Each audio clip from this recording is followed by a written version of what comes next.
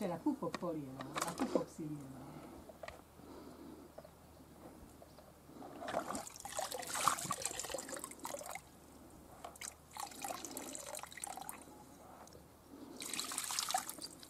No môžem ešte doniesť. Keď urobíš, ešte odtrhám tie ceflánka. Keď by si urobil... No vy si zoberiete, nie? Nie. Prečo? Nebudem si vysielať. Ešte bude nový z čiernych rýbek. Ale že on 2 litry robí maximálne. Jeden si zoberiete. Máme som poslala, tak aj vy. No fajne. No ak sa to robí. Akože...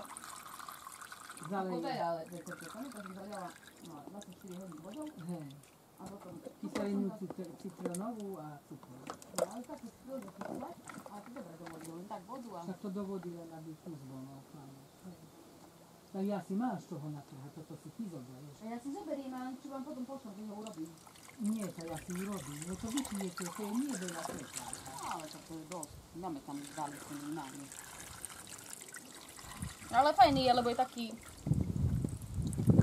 Skadiaľ si mala tieto. Ja som zrána.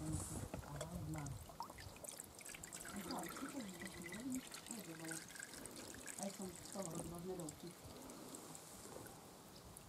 Ja som mala hlavne aj z medovky a ešte neviem čo. Do šalíny. To sa dá do všetkého, aj do živľaviny takto robiť, do všetkého. A to nechám, no nie.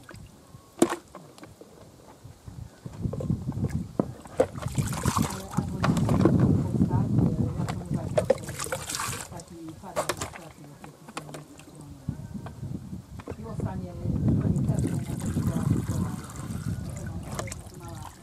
Malú kielu, dala som kyselinu citronovú a je taká... Do modra. Do modra. Ale sa stratí. Ak bude dlhšie stáť, tá farba sa stratí. Je taká menová.